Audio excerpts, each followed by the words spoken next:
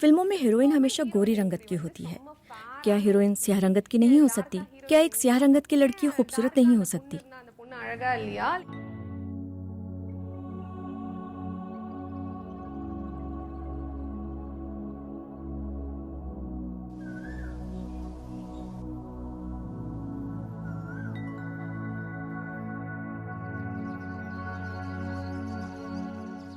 जब मैंने काम शुरू किया तो मेरे अंदर खुद एतमादी की कमी थी, लेकिन जैसे वक्त गुजरता गया तो मेरी बेयकीनी फख्र में तब्दील होती गई।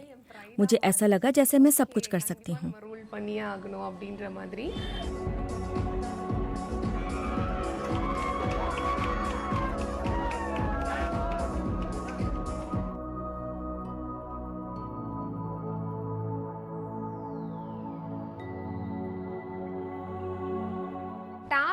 टैलेंट का जिल्द की रंगत से कोई ताल्लुक नहीं, खूबसूरती का जिल्द की रंगत से कोई ताल्लुक नहीं, लेकिन बचपन से ही माशरा हमें इसका उलट सिखाता है। मैं इस ख्याल को दूर करने की बहुत कोशिश कर रही हूँ कि सिर्फ साफ रंग के लोग ही खूबसूरत होते हैं, और एक दिन मैं यकीनन कामयाब होंगी।